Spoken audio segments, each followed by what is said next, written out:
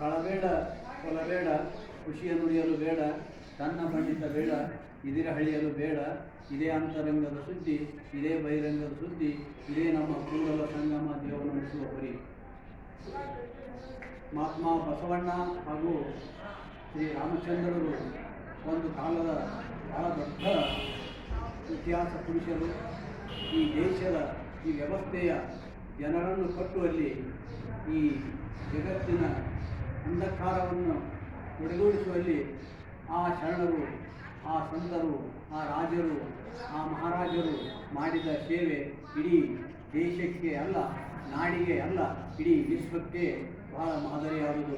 ಅಂತಹ ಒಂದು ಪವಿತ್ರ ಸ್ಥಳ ಈ ನಮ್ಮ ಜಬಲ್ಪುರ ಗ್ರಾಮದ ಈ ಒಂದು ರಾಧಾಕೃಷ್ಣ ದೇವಾಲಯದಲ್ಲಿ ನಡೆದ ಈ ಸಭೆಯ ಸಾನ್ನಿಧ್ಯವನ್ನು ಪೂಜ್ಯರು ವಹಿಸಿ ನಮ್ಮ ನಾಡಿಗೆ ಬಹಳ ದೊಡ್ಡ ಒಂದು ಕೊಡುಗೆಯಾದಂಥ ಪೂಜ್ಯರ ಒಂದು ಸಾನ್ನಿಧ್ಯದಲ್ಲಿ ನಾವು ನೀವೆಲ್ಲರೂ ಕುಳಿತು ಈಗ ಬಸವ ವಚನವನ್ನು, ಬಸವ ಸಂದೇಶವನ್ನು ನಾಡಿಗೆ ನಾವು ವಿಸ್ತರಿಸುವ ಕೆಲಸವನ್ನು ಮಾಡ್ತಾ ಇದ್ದೇವೆ. ಈ ರಾಮ, ಕೃಷ್ಣ, ಬುದ್ಧ, ಬಸವ, ಅಂಬೇಡ್ಕರ್ ಇವರೆಲ್ಲ ಈ ದೇಶವನ್ನು ಕಟ್ಟಿದ, ಮನಸ್ಸನ್ನು ಕಟ್ಟಿದ, ಒಡೆದ ಮನಸ್ಸನ್ನು ಕಟ್ಟುವಂಥ ಕೆಲಸವನ್ನು ಮಾಡಿದವರು ರಾಮ, ಬಸವಣ್ಣ ಹಾಗೂ ಶರಣರು.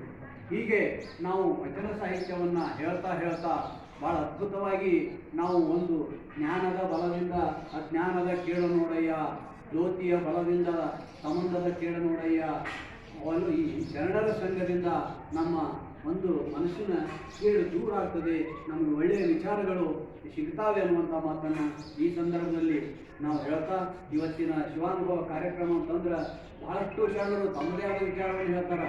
2500 ವರ್ಷಗಳ ಹಿಂದೆ ಬುದ್ಧ ಒಂದು ವಿಚಾರ ಹೇಳ್ತಾನೆ, 2000 ವರ್ಷಗಳಿಂದ ಮೊಹಮ್ಮದ್, 2000 ವರ್ಷಗಳಿಂದ ಯೇಸು ಕ್ರಿಸ್ತವರು ಒಂದು ಅದ್ಭುತವಾದ ವಿಚಾರವನ್ನು ಈ ಜಗತ್ತಿನಲ್ಲಿ ಬಿಡ್ತಾರೆ. ಮೊನ್ನೆ 1400 ವರ್ಷಗಳಿಂದ ಮೊಹಮ್ಮದ್ ಪೈಗಂಬರರು ಕೂಡ ವಿಶಿಷ್ಟವಾದ ಧರ್ಮವನ್ನು ಈ ಜಗತ್ತಿನಲ್ಲಿ ಸ್ಥಾಪನೆ ಮಾಡ್ತಾರೆ. ಆನಂತರ 900 ವರ್ಷಗಳಿಂದ ಮಹಾತ್ಮ ಬಸವೇಶ್ವರರು ಒಂದು ಸುಂದರವಾದ ಧರ್ಮವನ್ನು ಈ ನಾಡಿನಲ್ಲಿ ಕಟ್ಟಿಕೊಡ್ತಾರೆ. ಈ ಎಲ್ಲ ಧರ್ಮಗಳ ಮಾರ್ಗ ಒಂದೇ, ಎಲ್ಲರನ್ನ ನಾವು ಒಂದುಗೂಡಿಸಿಕೊಂಡು ಜಗತ್ತಿನಲ್ಲಿ ಅವರನ್ನು ಬೆಳೆಸಬೇಕಾಗಿದೆ, ಒಡೆದ ಮನಸ್ಸನ್ನು ಕಟ್ಟಬೇಕಾಗಿದೆ, ಬಿದ್ದ ಮನಸ್ಸನ್ನು ಎತ್ತಿ ಹಿಡಿಯಬೇಕಾಗಿದೆ, ಸಾಮರಸ್ಯವನ್ನು ಬೆಳೆಸಬೇಕಾಗಿದೆ ಅನ್ನುವಂಥ ಸಂದೇಶವನ್ನು ರಾಮ, ಬುದ್ಧ, ಬಸವ ಹೇಗೆ ಕಟ್ಟಿಕೊಟ್ಟರು ಆ ದಿಶೆಯಲ್ಲಿ ಈ ಪೂಜ್ಯರು ಇವತ್ತು ನಮಗೆ ಆದರ್ಶದ ವಿಚಾರಗಳನ್ನು ಹಂಚ್ಕೊಂಡಾರ ಅನ್ನುವಂಥ ಮಾತನ್ನು ಹೇಳ್ತಾ, ಈಗ ನಮ್ಮ ಮಂಗಾನವರ ಗುರುಗಳು 2 ಮಾತನ್ನು ಮಾತಾಡಬೇಕಂತ ಹೇಳಿ ಅವರಲ್ಲಿ ವಿಜ್ಞಾಪನೆ ಮಾಡ್ತಾರೆ. ಪೂಜ್ಯರು ತಮ್ಮ ಈಗ ಒಂದು ಮಾತು आपका भाषा में आप तो आशीर्वचन दीजिए हमें, आशीर्वचन, आशीर्वचन 2 शब्दों में आपका आशीर्वचन चाहिए. आप लोग यहाँ आए